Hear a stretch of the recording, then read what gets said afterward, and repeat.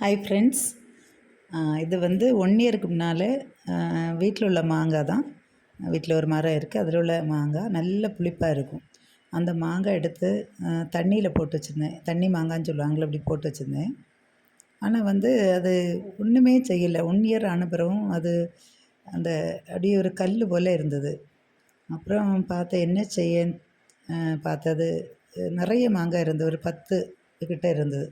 அதை நல்ல பீஸ் பீஸாக கட் பண்ணி அப்புறம் வந்து நல்லெண்ணெயெல்லாம் ஊற்றி கடுகெல்லாம் போட்டு அப்புறம் வந்து இதுக்கு கொஞ்சம் கடுகெல்லாம் போட்டு தாளித்து அப்புறம் வந்து வற்றல் மிளகு எடுத்து ஃப்ளேக்ஸ் ஆக்கினேன். சில்லி ஃப்ளேக்ஸ் போல் ஆக்கிட்டு, நான் மேக்ஸிமம் ஒன்றுமே பொடியெல்லாம் வெளியில் வாங்குறது கிடையாது. எல்லாமே சாம்பார் கூட நான் வந்து சாம்பார் பொடி வாங்க மாட்டேன். வீட்டில் உள்ள மல்லிப்பொடி மிளகு பொடி வச்சு தான் ப்ரிப்பேர் பண்ணுவேன். அந்த மாதிரி சில்லி ஃப்ளேக்ஸ் ரெடி பண்ணி அப்புறம் வந்து வெள்ளைப்பூடு நல்ல கொஞ்சம் எடுத்து சதைச்சி வச்சு இதில் போட்டு நல்லா மிக்ஸ் பண்ணினேன். அப்போது காயும் போட்டு இதுவும் போடும்போதே நல்ல வாசனை வர தொடங்கிட்டு, அதையும் போட்டு நல்லா மிக்ஸ் பண்ணிவிட்டு அப்புறம் என்ன செய்தேன், இந்த உப்பு கொஞ்சம் கூடுதல் உப்பு போட்டேன். உப்பு போட்ட பிறகு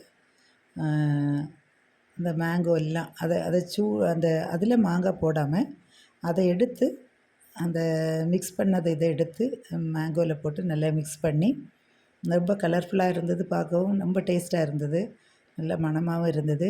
இதுபோல் நீங்களும் செய்து பாருங்கள். பிடிச்சிருந்தால் லைக் பண்ணுங்கள், கமெண்ட் பண்ணுங்கள், ஷேர் பண்ணுங்கள், சப்ஸ்கிரைப் பண்ணுங்கள்.